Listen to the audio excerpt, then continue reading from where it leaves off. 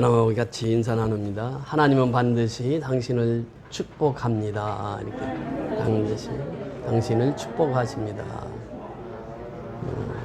그렇습니다. 반드시 내가 너를 축복하리라. 누가 누구에게 축복하신다는 말씀이죠? 하나님이 우리를 축복해 주신다는 말씀이에요. 구약에 보면 모세오경이 있습니다. 창세기, 출애굽기, 레위기, 민수기, 신명기, 모세오경이라 이렇게 얘기를 합니다. 근데 모세오경 중에 민수기에 보면은 하나님께서 모세를 불렀어요. 불러서 모세에게 말씀하십니다. 너 이스라엘 백성들에게 이렇게 축복하라 그래요. 이렇게 축복하라. 모세오경의 핵심 포인트가 하나님께서 모세를 불러서 모세에게 이스라엘 백성들을 축복하라는 것이에요. 지금 하나님께서 우리 모든 믿는 자들을 축복해 주시라고 하는 하나님의 명령이십니다. 민수기 6장 24절 이하에 보면 그렇게 말씀하십니다. 여호와는 내게 복을 주시고 그래요. 하나님이 우리에게 제일 먼저 주기를 원하시는 것이 무엇이냐? 복이라고 하는 것이 복. 창세기 26장에도 보면 그렇잖아요. 하나님의 형상으로 사람을 창조하시고 그래요. 제일 먼저 주기를 원하신 것이 무엇이었습니까? 복이라 그래요. 복. 내게 복을 주시고 너를 지키시기를 원하시며 그래요. 그러니까 복을 주실 뿐만 아니라 우리를 어떻게 해주신다고요? 지켜주시는 하나님. 지금 미얀마 보세요. 구테타군들 때문에 연속으로 한 3주째 예배를 못 드리고 있습니다. 그렇게 총선을 해서 구테타군들이 거의 이제 사법, 입법권도 이제 장악을 한 거죠. 그러다 보니까 본색이 드러나는 거예요. 모임 갖지 말라. 예배를 마음대로 못 드려요, 지금. 그러니까 여기에서 보면은 그 중에서도 어떻게 하나님이 택한 자녀들을 지켜주신다는 거예요. 보호해 주신다는 거예요. 이 참빛의 이달의 기도라고 하는 그 기도문을 받고 어제 그 기도문을 적으면서 미얀마에 대한 기도를 했습니다. 그 어린이들을 하나님 지켜주옵소서. 지금 도순교회 같은 경우는 어린이들이 가득 모여서 예배를 드리거든요. 그들이 내일의 주역이에요. 그 다음에 두 번째 기도 제목이 뭐냐면 청년들을 주님 지켜주옵소서. 청년들이 그 미얀마 땅에 별 없습니다, 지금. 다 태국이나 그 주변 국가로 다 갔어요. 왜냐하면 거기 있으면 구테타군에 잡혀가면 죽으니까. 그래서 이제 타국에 나간 거예요. 지금 따로 목사 큰아들도 그렇지 모메오 목사 아들 둘이 있는데 결혼했습니다. 결혼했는데 다 태국으로 다 보냈어요, 지금. 그러니까 청년들이 위해서 기도했습니다. 그러니까 하나님은 그 상황 속에서도 우리를 지켜주시는 하나님.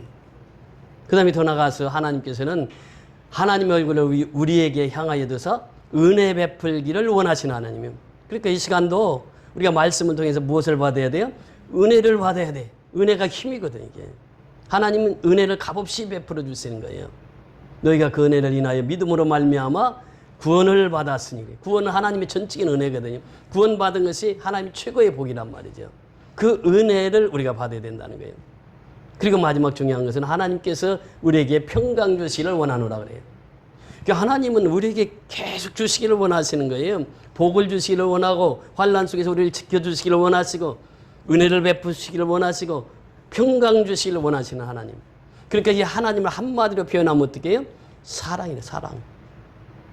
그렇잖아요. 하나님이 우리를 사랑하시니까 그 자녀들에게 복을 주시기를 원하는 거예요. 하나님이 우리를 사랑하시니까 그 어려움 속에서 우리를 지켜 보호해 주시기를 원하시는 거예요. 하나님께서는 우리를 사랑하시니까 은혜 베푸시기를 원하시고 하나님께서는 우리를 사랑하시니까 우리에게 평강 주시기를 원하시는 하나님. 그러니까 성경을 짜고 짜면 뭐밖에 없다고 그랬죠? 예수의 피밖에 없는데 예수의 피는 무엇입니까? 사랑이나 사랑. 예수님이 이 땅에 오셔서 피 흘리심은 우리를 사랑하여 주셔서. 그래서 우리가 조금 전에 성찬 시간에 했잖아요. 자는 예수의 피를 상징하거든요. 피는 곧 사랑이란 말이에요. 사랑.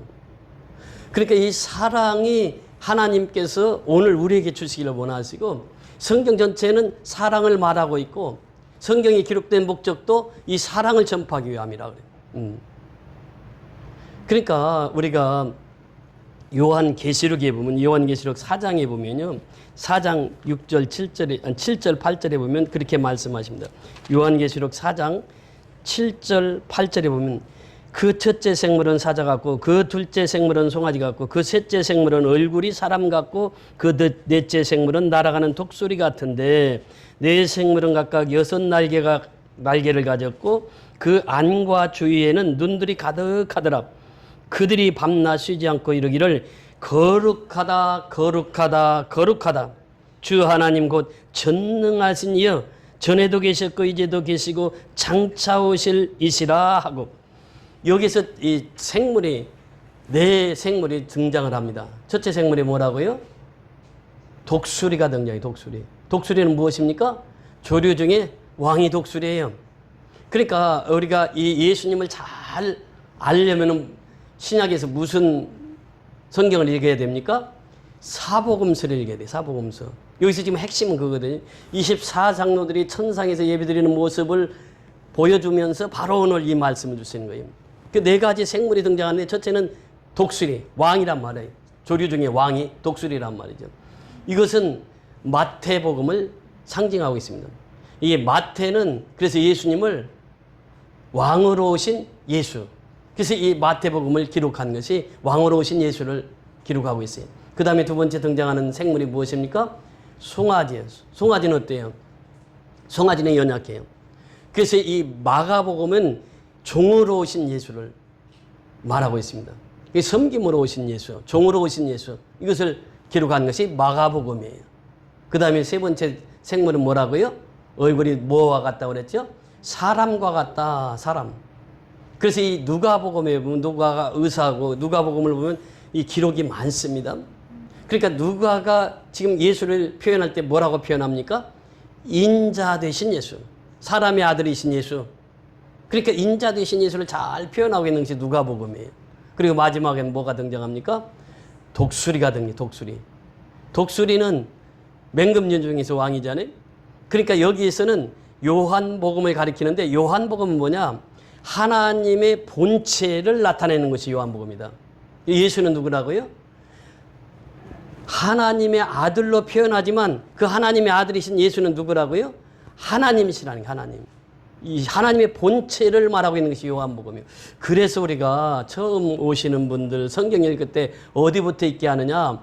마태, 마가, 누가, 요한이 있는데 요한복음부터 성경을 읽기를 권유합니다. 왜냐하면 요한복음이 그만큼 복음에 생명력이 있어요. 그 요한복음에서 이 하나님의 사랑을 잘 나타내고 있단 말이죠. 그러니까 오늘 우리가 본문을 읽은 요한복음 20장 30절 31절은 이것이 이제 요한복음 전체 결론입니다. 요한복음뿐만 아니라 신약성경 아니 더 나아가서 성경 전체의 요약이 오늘 본문 읽은 말씀이에요. 그러니까 이 요한복음을 보면 그것을 알 수 있어요. 하나님이 우리를 얼마나 사랑하셨는지. 요한이 90세 때에 도미티안 황제가 로마 황제로 있을 때에 유배를 갑니다. 그것이 유배 간 섬이 무슨 섬이라고 그러죠? 밤못섬으로 유배를 가요. 그때 유배를 갈 때는 종의 신분으로 갑니다. 그러니까 유배지에 가면은 모두가 종이에요. 그러니까 우리가 상상하기 어려울 정도로 채굴, 돌을 파고 그런 아주 험한 일을 해요. 그래서 1년 8개월 동안 밤못섬에서 있습니다. 그런데 그 성경학자들은 그런 표현을 합니다. 그때에 요한이 그 하나님을 그렇게 잘 섬기는 자로 유배당해가지고 그렇게 고통받을 때 하나님께서 요한을 끓는 가마솥에다가 집어넣었다는 거예요. 그 로마 군병들이. 그런데 거기서 튀어나와가지고 살아난 분이 누구냐?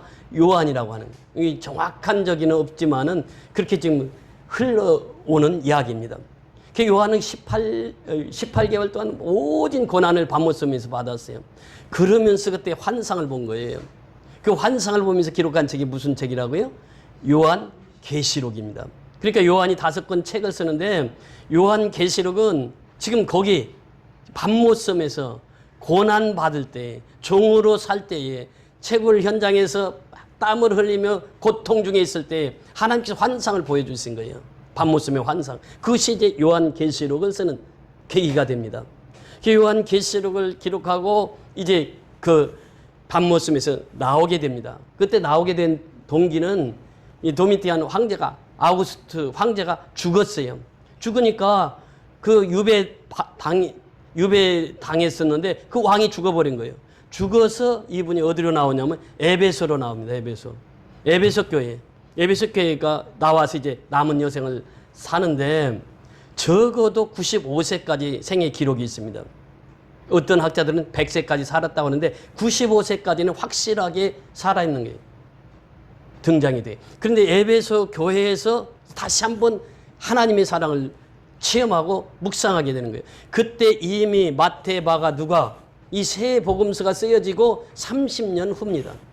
그러니까 나이 90세가 훨씬 넘어서 이 요한복음을 기록하는데 요한복음의 특징이 있습니다. 마태, 마가, 누가를 무슨 복음서라고 그러죠? 공관복음서라고 그래요. 예. 바라보는 관점이 같다라는 거예요. 근데 요한복음서는 사복음서라 이렇게 얘기를 합니다. 그러니까 이 네 가지 복음서 중에서도 유일하게 요한복음을 사복음서라 이렇게 말해요. 그러면서 공관복음서에서는 주로 예수님의 탄생부터 예수님의 죽으심과 승천하심까지를 상세하니, 비교적 상세하니 그렇게 다루고 있어요. 그래서 이 공관복음서를 육적인 복음서라 이렇게 얘기하고 이 요한복음서는 영적인 복음서라 이렇게 얘기합니다. 자, 오늘 본문 보세요. 오늘 본문 20장 30절 보세요. 30절에 보면 예수께서 제자들 앞에서 이 책에 기록되지 아니한 다른 표적도 많이 행하였으나 그래요. 다른 표적도 많이 행했어요. 그런데 요한복음에 나타난 표적은 몇 가지 표적이라고 그랬죠? 7가지 표적을 통해서 예수가 누구신가를 정확하게 알리는 책이에요. 그러니까 첫 번째 보면 가나의 혼인잔치에 가서 어떻게 합니까?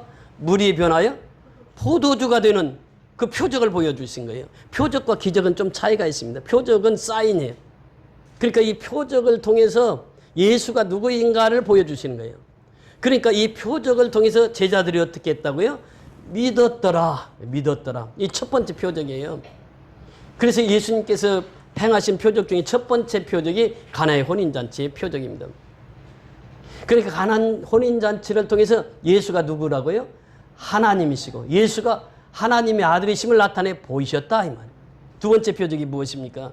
두 번째 표적은 왕의 신하의 병을 고치신 사건이에요.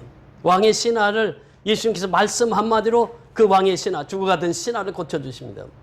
그러니까 예수님은 말씀 한마디로 그 병자가 지금 멀리 있는 그곳에 말씀 한마디로 치유를 합니다. 이것이 예수님께서 행하신 일이에요. 이 표적이란 말이에요. 표적.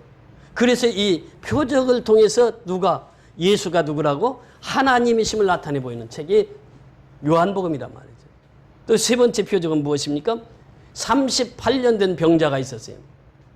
그에게 예수님께서 내 자리를 들고 가라 그러니까 38년 동안 안진뱅이로 있던 그 자가 베데스다 연못가에서 그 자가 예수님 말씀을 듣고 벌떡 일어나서 자기를 챙겨가지고 걸어가는 거예요. 이것이 이제 예수님의 세 번째 표적이에요. 네 번째 표적은 무엇입니까? 오병이어 기적입니다. 우리가 잘 아는 요한복음 6장. 그런데 요 오병이어 기적은 공관복음서에서 다 기록되어 있어요. 그만큼 중요한 사건이라는 거예요. 그런데 요한의 특징은 뭐냐면 오병이어 기적을 뭘로 연결시키느냐 하면 성찬과 연결시킵니다. 그러니까 오병이어 기적은 예수님의 몸과 예수님의 피. 그러니까 요한복음 6장 후반절에 가면 예수님의 피에 대해서 예수님의 몸에 대해서 그 연결을 시켜서 오병이어 기적과 연결을 시켜요. 그게 예수님의 네 번째 그 표적을 우리에게 말씀하셨어요. 그 다음에 다섯 번째 표적한 것이 날 때부터 맹인된 자예요. 이 자를 예수님께서 저 실로암에 가서 씻으라 해가지고 그 눈을 깨끗이 치유해 주십니다. 이 표적을 행하세요. 그리고 마지막 표적이 무엇입니까? 죽은 나사로를 살리시는 표적이에요. 지금까지 예수님은 죽은 자 살리신 일을 하시지 않았는데 나사로를 완전히 죽었을 때 이 나사로를 살리잖아요. 이러한 표적을 통해서 예수가 누구라고요?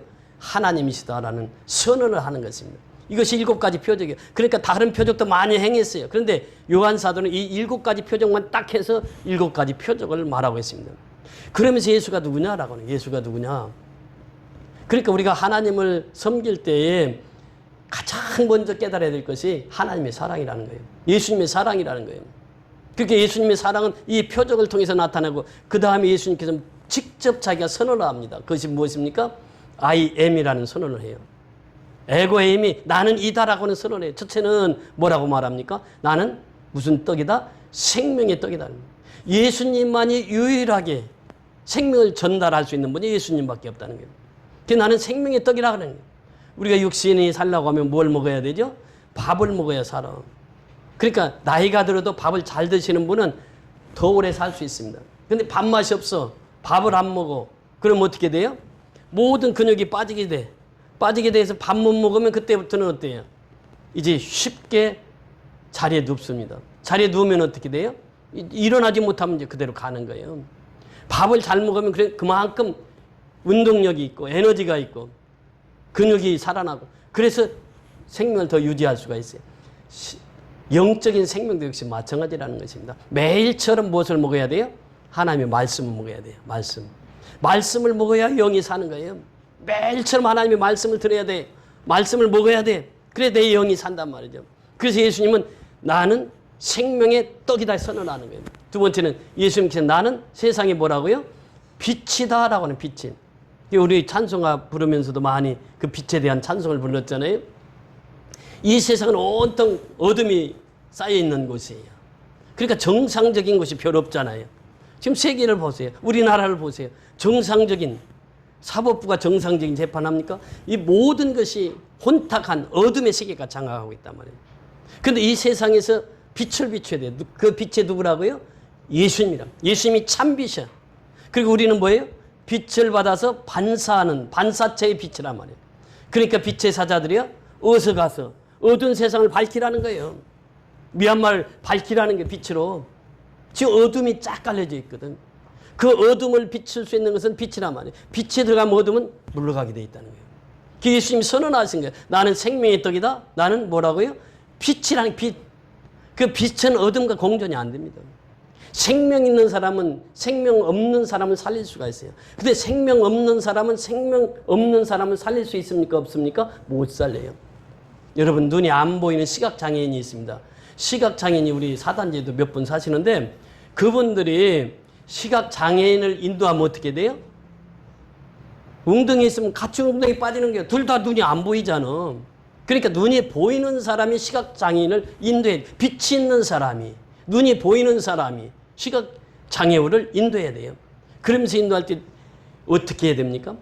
바로 1m 앞에 바로 앞에 무엇이 있는가를 알려줘야 돼. 어떤 사람은 그냥 손만 끌고 가는 게 그냥 그러면 이분 무척 두려워합니다. 마찬가지요. 우리 권 집사님도 모실 때는 그렇게 모셔야 돼. 우리 조 집사분 손만 이렇게 붙잡고 가고 그러면 안 된단 말이에요. 딱 옆에서 끼고 가야 돼. 끼고 가야 돼. 그래야지 넘어지지 않고 자빠지지 않아요.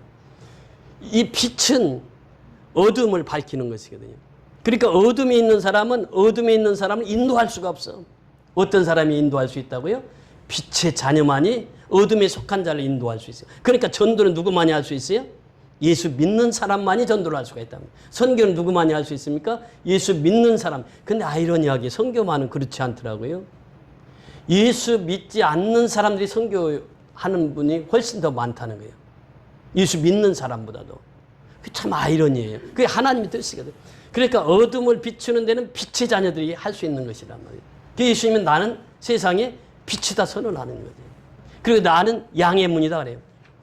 그러니까 이 양의 문이라고 하는 것은 무엇입니까? 양은 우리를 들어갈 때 반드시 무엇을 통과해야 돼요? 우리를 통과해야 돼요. 문을 통과해야 돼. 그 문이 누구라고요?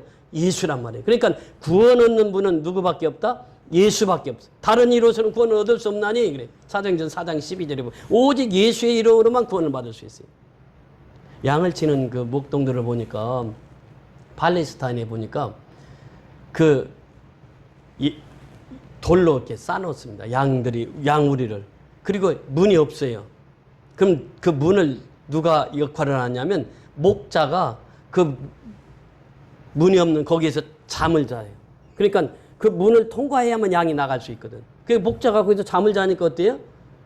지키는 거예요. 이리가 오면 목자를 잠을 거기 양우리에서 자고 문 앞에서 자고 있으니까 깨가지고 지킨단 말이에요. 그래서 양을 지키더라고요. 그러니까 예수님은 양의 문이라. 누구든지 예수를 통과하지 않고는 양우리에 들어갈 수가 없어요. 예수를 통과해야만 양우리를 들어갈 수 있다고 하는 것입니다. 네 번째는 뭐예요? I am the good shepherd 그래요. 나는 선한 목자다 그래요. 예수님이 하신 말씀이에요. 나는 선한 목자다. 이 선한 목자는 예수밖에 없단 말이죠. 우리 인간은 다 연약합니다. 우리는 선한 목자가 될 수가 없어요. 예수님 한 분만이 선한 목자라는 거예요. 이것을 선언하는 거죠, 예수님이. 그러면서 더 나가서 I am the resurrection and life. 그래. 나는 부활이요 생명이다. 예수님만이 부활하신 분이에요. 부활의 생명은 예수밖에 없어요. 그렇게 예수님이 첫째 부활로 부활하셨기 때문에 우리는 둘째, 셋째 부활로 부활할 수 있다는 거예요. 부활의 소망을 우리가 가질 수 있는 거예요. 그러면서 I am the life. 여기에 특징이 뭐냐면 정관사 더입니다. 정관사 더가 붙는 것은 오직 그분만이 그런 뜻이에요. 그리고 이제 바로 뒤에 나오는 것이 I am the way, I am the truth, I am the life. 정관사 더가 다 붙습니다. 내가 곧 길이라는 거예요. 천국 가는 길은 예수밖에 없다는 거예요. 진리는 예수밖에 없다는 게 the truth, the life. 이 말은 예수님만이 생명을 공급할 자라는 거예요. 그 예수님이 선언하신 거예요. 지금 나는 이다, I am. 이 선언을 통해서 예수님께서는 분명히 자신이 존재가 누구인가를 드러내고 있습니다. 그 다음에 더 나가서 예수님께서 말씀하신 I am the vine, true vine 이렇게 표현합니다. 그러니까 나는 참 포도나무다라고 합니다. 포도나무. 예수님이 참 포도나무니까 우리는 어떻게 해요? 가지가 되어야 된다는 가지. 가지는 포도나무에서 잘리는 순간 죽습니다. 가지는 참 포도나무에 딱 붙어 있어야 돼요. 이것이 예수님이 선언하신 거예요. 그러면서 나는 이다라고 하는 선언을 통해서 나는 하나님이시고 나는 하나님과 똑같이 여러분들을 사랑하시고 이것을 예수님이 선언하신 거예요. 이 표적과 또 나는 이다라는 선언을 통해서 예수님이 말씀하신 것입니다. 그러면서 31절 다 같이 보십니다. 오늘 본문 31절. 오늘 본문의 제목이 여기에 담겨져 있습니다. 31절 시작. 오직 이것을 기록하면 너희로 예수께서 하나님의 아들 그리스도이심을 믿게 하려 하며 또 너희로 믿어 그 이름을 힘입어 생명을 얻게 하려 함이니라. 오직 이것을 기록하면 이렇게 표현해. 오직 이것을 기록하면 성경을 기록하면 이 말이에요. 요한복음을 기록하면 이 말이에요. 신약을 기록하면 구약을 기록하면 이 기록한 목적이 있다는 거예요. 목적은 딱 두 가지로 소개를 하고 있습니다. 첫째는 뭐예요? 이 너희로 예수께서 누구예요? 하나님의 아들 그리스도이심을 믿게 하려면 믿음이요, 믿음. 그러니까 가장 중요한 것이 뭐예요? 믿음이라는 거예요. 믿음. 믿음보다 중요한 것이 없다는 거예요. 이 책을 기록한 목적이 바로 믿음이라는 거예요. 믿음. 그러니까 성경이 기록된 목적이 무엇입니까? 너희가 이 성경에서 영생을 얻는 줄 생각하고 성경을 연구하거니와 이 성경이 곧 누구에 대하여? 내게 대하여 증언하는 것이니라. 성경 전체가 예수를 증언하는 거예요. 요한복음 5장 39절의 말씀이잖아요. 전체가 예수님에 대해서 증언하는 말씀이란 말이에요. 그러니까 예수님께서 말씀하신 거예요. 내가 하나님의 아들이고 내가 메시아고 그리스도다. 이것을 믿는 자가 하나님의 뜻을 이루는 자니라 이렇게 표현합니다. 여러분 보세요. 민수기 21장 4절로 9절에 보면 이스라엘 백성들이 이 광야에서 우리를 죽게 하느냐 하고 원망하고 불평을 해요. 그러니까 하나님께 숨겨둔 뱀을 풀어놓습니다. 그 불뱀이 얼마나 독한지 물어먹냐 금방금방 사람이 죽어가는 거예요. 그 당시 이스라엘 백성들 천막 생활, 유목민 생활을 하고 있었잖아요. 천막에서 자는데 이 뱀이 나와가지고 사람을 물어서 죽이는 거예요. 그 물린 사람들이 천막 속으로 들어가면은 그냥 죽어버리는 거예요. 그러니까 이스라엘 백성들이 하나님 앞에 모세한테 와서 하나님 앞에 기도해서 우리 좀 살려달라고 기도 좀 해달라고. 그게 모세가 기도합니다. 기도했더니 하나님께서 무엇을 보여주셨어요? 장대위에다 무엇을 달라? 불뱀을 달라. 그리고 누구든지 쳐다본 적 어떻게 한다고요? 살리라. 쳐다보지 않는 사람 어떻게 됐어요? 죽었단 말이죠. 근데 텐트 속에서 이제 뱀에 물린 사람이 텐트 안에 있어. 근데 이게 모세가 외치는 거예요. 장대 위에 노뱀을 설치하고 누구든지 노뱀을 쳐다본 적 살리라고 외쳤어. 근데 어떤 사람들은 그렇게 생각하는 거예요. 아이고 그렇게 쉬운 거라면 누구나 다 살지. 그러면서 안 나와. 텐트 속에서 안 나와. 그럼 그 사람들은 어떻게 해요? 죽었어. 근데 그게 사실인가 하고 텐트 문을 열고 나와서 노뱀을 쳐다본 적 어떻게 됐다? 쳐다본 적 살리라니. 쳐다본 적. 이 사건을 요한복음 3장 14절 15절에서 말씀하십니다. 그 인자도 그렇게 들려야 된다는 거예요. 인자도. 그러면서 주신 말씀이 무엇입니까? 우리가 잘 아는 요한복음 3장 16절이에요. 시작. 하나님이 세상을 이처럼 사랑하사 독생자를 주셨으니 이는 저를 믿는 자마다 멸망치 않고 영생을 얻게 하려 하심이라. 이 말씀 거기서 나온 거예요. 그러니까 십자가 예수를 믿어야 된다. 십자가에 달리신 예수. 광야에서 노뱀을 쳐다본 적 살리라 했던 것처럼 십자가를 쳐다본 자는 산다는 거예요. 십자가를 믿는 사람은 산다는 것이에요. 그러면서 요한복음 3장 16절에 탄생하게 되는 거죠. 하나님 세상을 이처럼 사랑하사 독생자를 주셨어요. 이는 저를 믿는 자마다 그래. 믿는 자마다. 그렇잖아요. 예수를 믿어야 산다는 거예요. 요한복음 5장 24절에도 보면 내가 진실로 진실로 너희에게 이르노니 내 말을 듣고 또 나보내신 이를 믿는 자는 영생을 얻었고 심판에 이르지 아니하니 사망에서 생명으로 옮겼느니라 그래요. 믿음이란 믿음. 믿어야 돼. 믿으면 영생을 얻는 거예요. 믿으면 심판을 받지 않고 천국에 간다는 거예요. 믿으면 영생의 선물로 받는다는 것입니다. 이것이 믿음이라는 거예요. 믿음. 그래서 피스티스라고 하는 이 믿음이라는 것이 얼마나 중요한가. 그렇잖아요. 우리가 예수를 믿지 않으면 천국 갈 수가 없습니다. 믿어야만 천국 갈 수가 있어요. 믿어야 된다는 게 믿어야 된다. 예수가 누구라고? 하나님의 아들이요. 예수가 그리스도 메시아이심을 믿어야 될지니라 그래요. 이것이 이제 이 요한복음을 기록한 목적이라 이렇게 표현하고 있습니다. 그러니까 우리는 예수를 믿는 것이 얼마나 큰 복인가. 그 하나님은 사랑이시고 그래서 하나님은 늘 우리에게 복을 주시기를 원하시고 은혜 베푸시기를 원하시고 평강 주시기를 원하시는 분이 하나님이시다. 그 하나님은 사랑이시라. 그래서 하나님은 요한복음을 통해서 또 마태, 마가, 누가복음을 통해서 그 사랑을 표현했고 그 사랑이신 하나님께서 예수 그리스도 이 땅에 보내주셔서 우리를 구원하시기 위해서 2000년 전에 십자가를 지게 하시고 십자가에서 피 흘리시고 십자가에서 죽게 하심으로 말미암아 우리 한 생명 한 생명을 살려주셨다. 이거 십자가의 사랑이에요. 그러면서 그 사건을 믿어야 될지니라. 믿어야. 믿지 않으면 안 된단 말이죠. 믿음이 그렇게 중요하다는 것이에요. 히브리서 보세요. 11장 우리가 믿음의 장을 수요일 날마다 말씀을 상고하잖아요. 믿음의 선진들 보세요. 죽기까지 하나님을 섬기거든요. 그러니까 11장 38절에 내려가서 보면 이 세상 사람들이 감당한다고 그랬습니까? 감당 못한다고 그랬습니까? 감당치 못해요. 우리나라 보세요. 우리나라도 예수를 믿는 사람들이 피를 흘린 거예요. 손영환 목사님 같은 경우 보세요. 두 아들을 공산당에 와서 쏴 죽였어요. 근데 쏴 죽인 그 공산당원을 뭘로 삼았어요? 양자로 삼았어요. 양자. 그게 사랑의 원자탄 손영환 목사님. 자기 아들 두 사람을 쏴 죽인 그 공산당원을 자기 양자로 삼아서 자기 집에서 키운 거예요. 주기철 목사님 보세요. 신사참배에 반대하면서 그 송판에다가 못 박아놓고 그거 걸으라고 하니까 걷잖아요. 그거. 그 주기철 목사님의 순교정신, 손양원 목사님의 사랑의 헌신, 이것이 한국 교회를 키우게 된 것이죠. 그러니까 그들의 믿음은 너무너무 신실했어요. 네. 그래 요한 사도처럼. 요한 사도가 95세 이상 사는 동안 누구를 제일 잘 알았다고 그랬죠? 예수를 제일 잘 알았어. 예수님 십자가에 죽으실 때 그 예수님의 어머니가 누구에게 맡겼다고 그랬죠? 이 요한 사도에게 맡겼어. 요한 사도가 예수님이 십자가에 33살에 십자가에서 못 박히시고 나서부터 그때부터 이모인 예수의 어머니 마리아를 그때부터 모시고 살았어 평생을.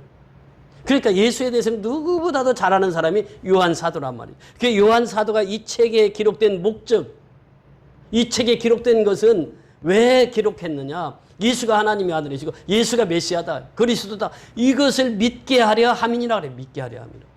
예, 우리가 믿음이 그렇게 중요합니다. 새해들에서 가장 중요한 것은 믿음이에요. 믿음이 없이는 아무것도 할 수 없습니다. 그 믿음이 우리의 생명을 이끌어가는 거예요. 믿음의 결과로 주어진 것이 무엇입니까? 그것이 생명이에요.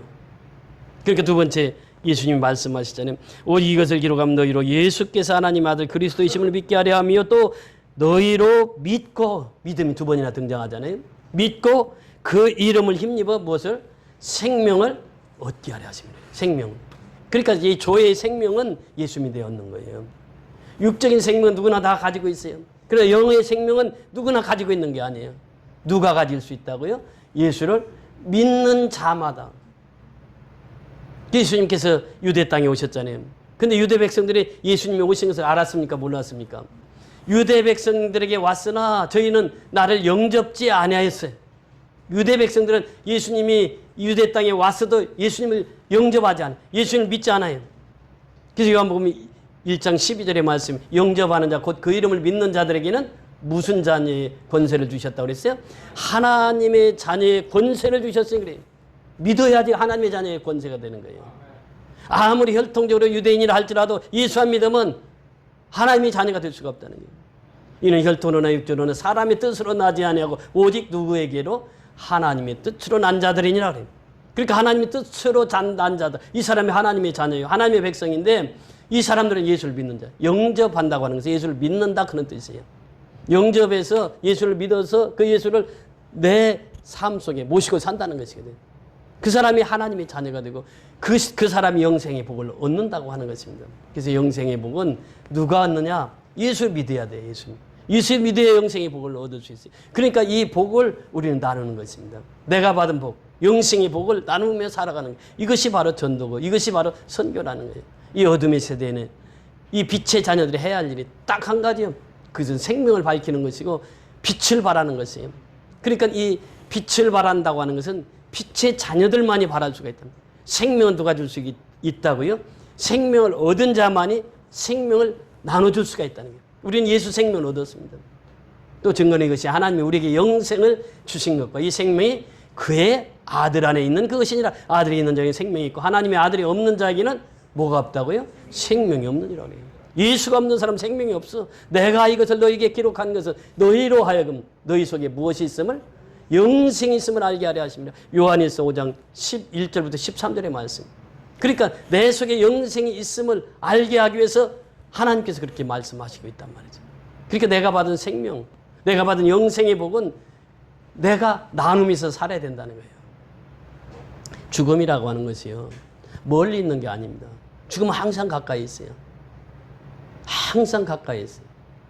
우리 교회에 또 오셔서 말씀 인도하신, 제가 늘 그 원로 목사님 중에서 가장 존경하던 호롱불 선교회인가 초록불 선교회인가 그 선교하시던 그 목사님, 미얀마에도 중학교를 지어주시고 그러셨던 그 그분은 은퇴하고 나서부터 계속해서 매년 1년에 5차례에서 6차례 해외를 나가서 선교비로 거의 500만 원씩을, 그러니까 나는 은퇴 자금을 주지 말고 선교 자금으로 달라 그래서 그 교회에서 은퇴하고 계속, 그리고 이제 주일날은 농어촌 선교 미자립교회 다니면서 주일날마다 1년 52줄 스케줄이 꽉 짜 있습니다.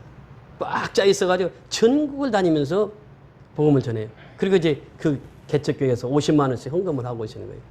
평생 그렇게 사셨거든요. 그래서 제가 롤 모델로 삼았던 분이에요. 근데 어느 날 갑자기 그 췌장암 말기이셨거든요. 작년인가 올해 소천하셨나 그랬잖아요. 죽음이라는 것은 가까이 있어요. 아무리 선한 일을 하고 착한 일을 하고 또 선교를 한다 할지라도 인생의 죽음 앞에서는 누구도 거부할 수가 없는 거예요. 하나님 부르시면 그냥 다 뚫고 가야 돼요. 그래서 우리가 이 죽음이라고 하는 것은, 히브리서 기자는 그렇게 말하잖아요. 한 번 죽는 것은 사람에게 정하신 것이요, 그 외에는 뭐가 있다고요? 심판이 있으리라.